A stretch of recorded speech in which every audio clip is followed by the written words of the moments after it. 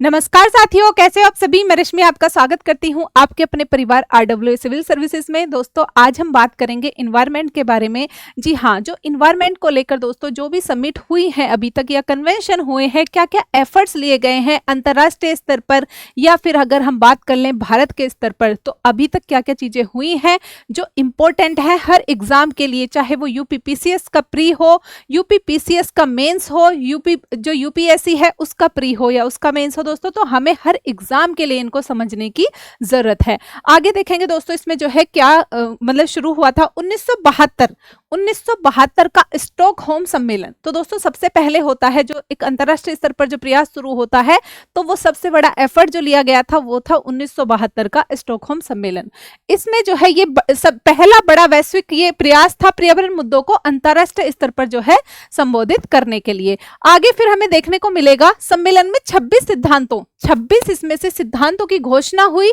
यहाँ United nation environment programme, जिसकी हम बात करते हैं, जो बार बार कुछ रिपोर्ट्स भी निकालता है, यूएनईपी। तो दोस्तों इसकी जब हम बात करते हैं तो ये जो ऑर्गेनाइजेशन है ये यहीं पर जो है इसकी नींव रखी गई थी। भारत में ने जो है इसमें इस सम्मेलन में सक्रिय भागीदारी की थी और हमारे यहाँ पर भी इन्वायरमेंटल लॉज जो हैं, जो कानून बने हैं इन्वायरमेंट से रिलेटेड, तो उनकी शुरुआत जो है एक तरीके से यहीं से देखी जाती है। आगे बात करेंगे 1972 में ही संयुक्त राष्ट्र पर्यावरण कार्यक्रम यानी यूएनईपी जो है दोस्तों, ये इसकी स्थापना होती है, यानी इसी के तत्वाधान में इसकी स्थापना हुई। ये जो सम्मेलन हुआ था, इसका उद्देश्य क्या है यूएनईपी का? वैश्विक पर्यावरणीय गतिविधियों का समन्वय करना, एक तरीके से कोऑर्डिनेट करता है ये जो भी पर्यावरण को लेकर जो भी क्रियाविधियां होती हैं। आगे जो है दोस्तों जो गतिविधियां होती हैं और देशों को सहयोग प्रदान करना भी इसका कार्य है। मुख्यालय नैरोबी केन्या में है। तो दोस्तों इसका जो है मुख्यालय भी कई बार हमें जो है क्वेश्चंस में दिख सकता है, तो हमें पता होना चाहिए ये नैरोबी में है। आगे देखेंगे भारत यूएनईपी का सदस्य है और जो है दक्षिण एशिया कार्यालय जो है यूएनईपी का, तो उसका जो है मेजबान है भारत, उसकी मेजबानी भारत करता है। आगे देखेंगे दोस्तों 1992 में रियो डी जेनेरियो में अर्थ समिट होता है। तो दूसरा जो बड़ा सम्मेलन जो हुआ तो वो हुआ 1992 में, जिसको कहा गया अर्थ समिट। तो अर्थ समिट कब हुई? 1992 में हुई। इसमें जो है रियो डिक्लेरेशन साइन होता है, 27 प्रिंसिपल्स होते हैं उसमें जिन पर साइन किया जाता है। फिर एजेंडा 21 होता है, एक्शन प्लान बनाया जाता है 21वीं सदी के लिए। तो दोस्तों इसमें बात करेंगे हम इसी से United nation framework convention on climate change, United nation framework convention on climate change. तो ये उसी की जो 1992 की अर्थ समिट थी, तो उसी के तत्वाधान में ये जो है शुरू हो गई, यानी इसकी स्थापना कर दी जाती है दोस्तों, इसकी स्थापना होती है।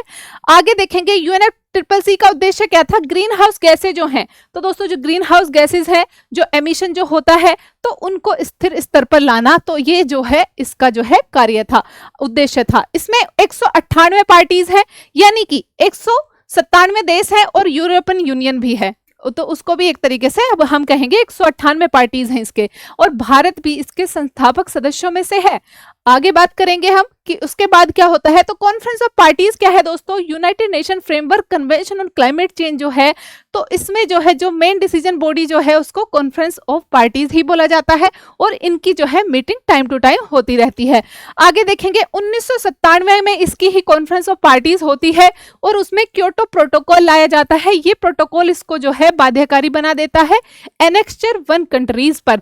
तो एनेक्स्चर में जो थे कंट्रीज, मतलब कुछ कंट्रीज की लिस्ट जो डेवलप्ड कंट्रीज थे ज्यादातर, तो उनकी एक लिस्ट जिनको जो है क्लाइमेट को लेके, यानी ग्रीन हाउस गैसेस को एमिशन कम करना है, क्लाइमेट को जो है चेंज होने से रोकना है, यानी टेम्परेचर को बढ़ने से रोकना है। आगे देखेंगे दोस्तों पहला बाइंडिंग एग्रीमेंट था ये, यानी कि जो क्योटो प्रोटोकॉल है, तो पहला ऐसा बाइंडिंग एग्रीमेंट था जिसमें विकसित देशों पर उत्सर्जन कटौती की कानूनी जिम्मेदारी डाल दी गई थी। इसमें क्लीन डेवलपमेंट मैकेनिज्म था एक। तो दोस्तों ये मैकेनिज्म कुछ इस तरीके से था कि जो भी कंट्री, यानी डेवलप्ड कंट्री किसी डेवलपिंग कंट्री में जाकर कोई प्रोजेक्ट लगाता है रिन्यूएबल एनर्जी का, सोलर पैनल एक्सेट्रा, तो उसको जो है एक तरीके से वहां पर जो क्रेडिट है एमिशन में, मतलब उसको एक तरीके से वो मिल जाएगा, है ना, कि भाई उन्होंने जो है कहीं पर उत्सर्जन कर लिया अपने यहाँ पर, लेकिन कहीं पर जो है उसको बराबर कर दिया, बैलेंस कर दिया, कहीं पर उसने अच्छा जो है प्रोजेक्ट लगा दिया जो एनवायरमेंट को सेव करेगा। आगे देखेंगे भारत इसका जो है मुख्य लाभार्थी रहा, यानी भारत में काफी प्रोजेक्ट इस तरीके के लगाए गए, उसके बदले उन देशों को कार्बन क्रेडिट जो है मिल गए, जिससे कि उनके जो एमिशन उन्होंने ज्यादा किया था तो उसकी जो रिक्वायरमेंट थी, क्योंकि एक बाध्यकारी संधि हो गई थी उनके ऊपर, क्योटो प्रोटोकॉल जो है दोस्तों, जिसमें कह दिया गया था कि भाई आपको एमिशन रिड्यूस करना ही करना है, ये बाध्यकारी होगा। तो वो जो है विकासशील जो देश हैं, जैसे भारत हो गया, फिर जो चाइना हो गया उस टाइम पर, तो दोस्तों उसमें जो है वहां पर वो प्रोजेक्ट लगा सकते हैं और देशों में प्रोजेक्ट लगा सकते हैं, जिससे कि उन्हें एमिशन वाली जो रिक्वायरमेंट है तो वो कहीं पर उन्होंने उत्सर्जन कर दिया, तो कहीं पर ऐसा प्रोजेक्ट लगाकर उत्सर्जन होने से बचा लिया। तो इस तरीके से ये कार्य कर रहा था और इसका भारत भी लाभार्थी रहा। आगे क्योटो की पहली प्रतिबद्धता अवधि जो थी, यानी कि इसकी जो इसमें जो टारगेट रखे गए थे जो एनेक्स्चर कंट्रीज थे इसके, उनके लिए, तो दोस्तों जो है भारत इसका नॉन एनेक्स्चर कंट्री था, यानी किसी भी एनेक्स्चर में शामिल नहीं था भारत, और इसी वजह से भारत इसमें कंट्रीब्यूट कर रहा था वॉलंटियरिंग की तरह, यानी स्वैच्छिक तौर पर कर रहा था। स्वैच्छिक तौर पर हम जो है पार्टिसिपेट करते आए हैं, क्लाइमेट चेंज को बचाने के लिए कार्य करते आए हैं, लेकिन हम पर ये बाध्यकारी नहीं था। आगे बात करेंगे इसकी प्रतिबद्धता अवधि जो थी वो 2008 से 12 जो पहली थी, उसके बाद दूसरी थी 2013 से 20। लेकिन दोस्तों इसके बाद क्या, 2020 के बाद क्या, तो उसके लिए जो है जो पेरिस एग्रीमेंट है 2015 में हुआ कि वो जो एग्रीमेंट होगा 2020 के बाद, जब क्योटो प्रोटोकॉल की दूसरी अवधि पूरी हो जाएगी, तो तब से जो है वो कार्य करेगा। आगे बात करेंगे दोस्तों इसमें, तो इसमें जो है 2015 में पेरिस एग्रीमेंट होता है उसकी जगह लेने के लिए, यानी क्योटो प्रोटोकॉल की जगह लेने के लिए। ये जो है पेरिस में हुआ, पेरिस समझौता कहते हैं इसको, और कॉन्फ्रेंस ऑफ पार्टी जो थी, तो पार्टी जिसमें 21 टाइम मिल रही थी, तो दोस्तों 21वीं थी ये जो कॉन्फ्रेंस ऑफ पार्टीज थी, जो 2015 में पेरिस में मिलती है। आगे इसका उद्देश्य क्या था, वैश्विक तापमान वृद्धि को 2 डिग्री सेंटीग्रेड से नीचे और प्रयास करना, मतलब कि उसको 2 डिग्री सेंटीग्रेड से नीचे रखना है और प्रयास करना है कि 1.5 डिग्री तक ही जा पाए, यानी 1.5 डिग्री तक ही रखें। तो दोस्तों ये जो है इसमें एक तरीके से डाल दिया गया था। आगे बात करेंगे, सभी देशों को नेशनली डिटरमाइंड कॉन्ट्रीब्यूशंस प्रस्तुत करने का प्रावधान भी इसमें था। तो दोस्तों ये क्या था कि सभी कंट्रीज अपने अपने टारगेट बताएंगे कि वो क्या चाहते हैं, किस तरीके के टारगेट रखना चाहते हैं, जिससे कि क्लाइमेट चेंज को होने से बचाया जा सके। जो एक तरीके से टेम्परेचर की जो लिमिट रख दी गई है कि 2 डिग्री से कम ही रखना है, 1.5 डिग्री तक ही जाने देना है, तो वो कैसे होगा, तो कुछ तो कंट्रीज को अपने स्तर पर करना होगा, यानी कि अपनी प्रतिबद्धताएं बतानी होंगी कि वो क्या क्या कर रहे हैं क्लाइमेट को लेकर। तो दोस्तों जैसे कि भारत ने भी हमारे पंचामृत करके गोल हैं जो हमने बनाए हुए हैं, जैसे कि एमिशन की इंटेंसिटी कम करना, या फिर जो है कार्बन स्टॉक जो है दोस्तों, यानी अफोरेस्टेशन करना, यानी वृक्षारोपण करना, एक्सेट्रा। तो ये जो इस तरीके के जो नेशनल डिटरमाइंड कॉन्ट्रीब्यूशंस हैं, तो ये देशों को बताने थे, और यूएनईपी को जो है, यानी UNFCCC जो है उसको ये सबमिट करने थे। आगे बात करेंगे, भारत ने 2070 तक नेट जीरो टारगेट घोषित किया कि 2070 तक भारत जो है नेट जीरो हो जाएगा। नेट जीरो का मतलब क्या है कि भारत जो है जितना एमिशन कर रहा होगा इतना ही उसको जो है ऑफसेट भी कर रहा होगा, यानी कि मान लिया 1 टन कार्बन डाइऑक्साइड इक्विवेलेंट जो है एमिट किया, तो साथ के साथ ऐसा प्रोजेक्ट लगा दिया या फॉरेस्ट लगा दिए जिससे कि इतना ही, यानी 1 टन कार्बन डाइऑक्साइड इक्विवेलेंट जो है तो वो जो है एमिट होने से बच जाए। तो दोस्तों इस तरीके से यानी जो बैलेंस है वो 0 हो जाए, तो वो है, यानी कि बिल्कुल वो नहीं करना है कि भाई एकदम से हम रिन्यूएबल एनर्जी पे आ जाएंगे पूरा, लेकिन कार्बन 0 होने का मतलब ये होगा।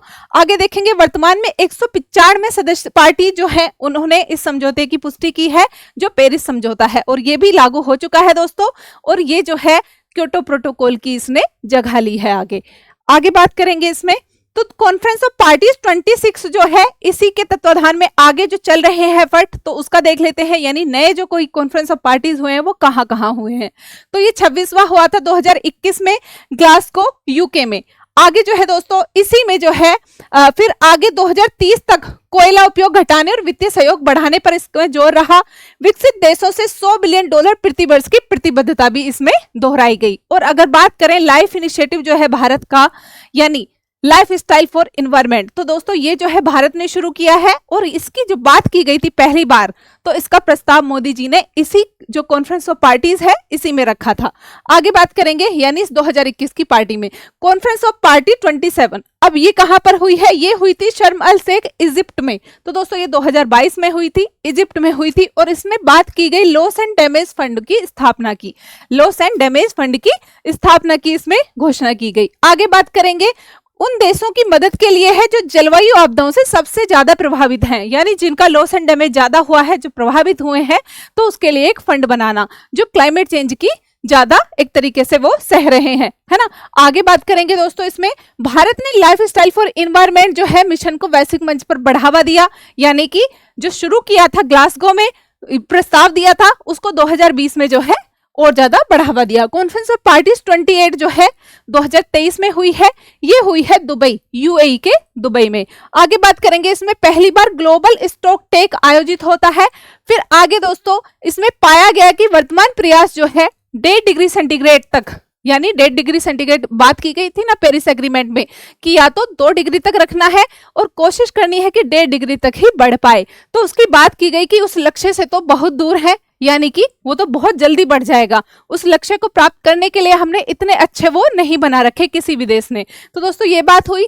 तेल उत्पादक देशों में जीवाश्म ईंधन फेस आउट पर बड़ा विवाद रहा इस मीटिंग में। कॉन्फ्रेंस ऑफ पार्टीज 29 की अगर बात करें, ये बाकू अजरबैजान में हुई थी।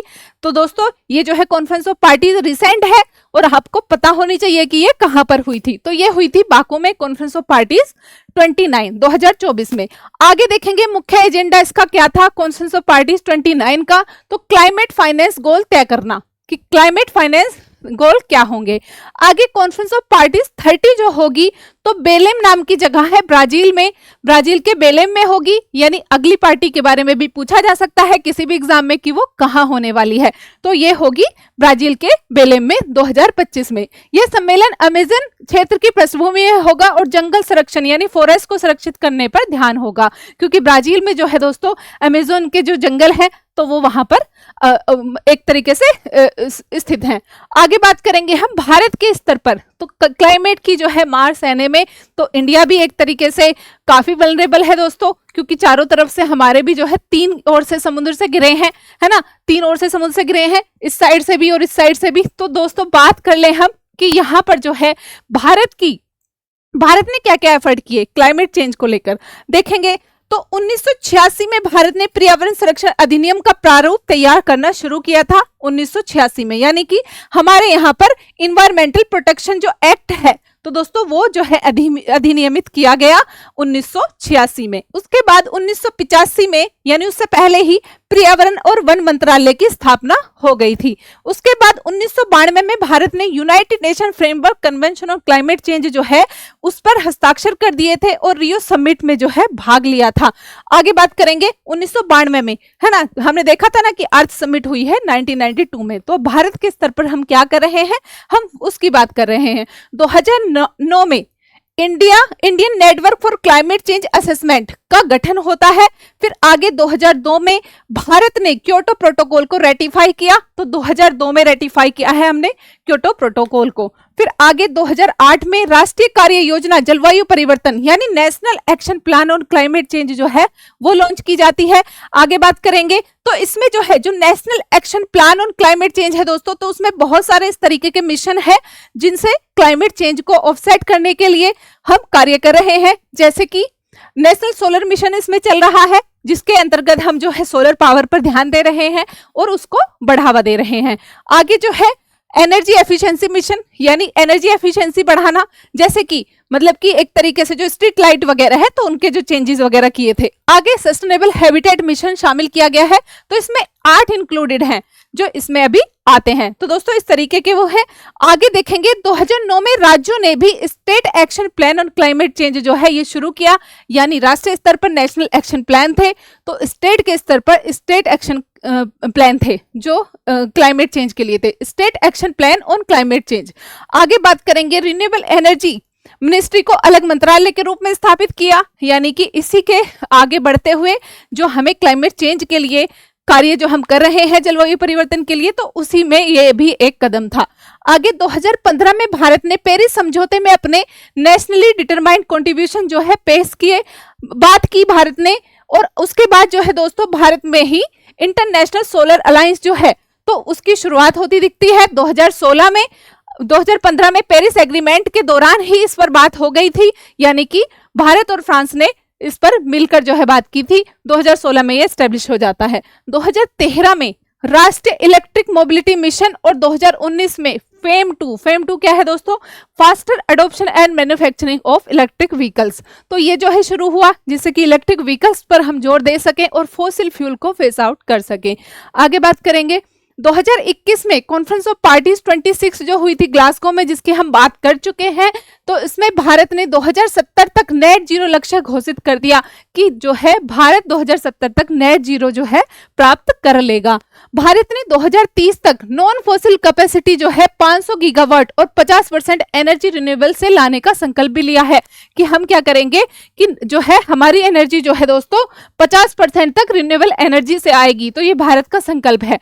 आगे बात करते हैं 2022 में life initiative life style for environment का शुभारंभ हुआ, जिसकी बात 2021 में भारत के प्रधानमंत्री ने कर दी थी ग्लासगो में, जो 2022 में हमारे यहाँ पर शुरू होता है। आगे 2022 में ही भारत ने नेशनल हाइड्रोजन मिशन और ग्रीन हाइड्रोजन पॉलिसी को भी आगे बढ़ाया।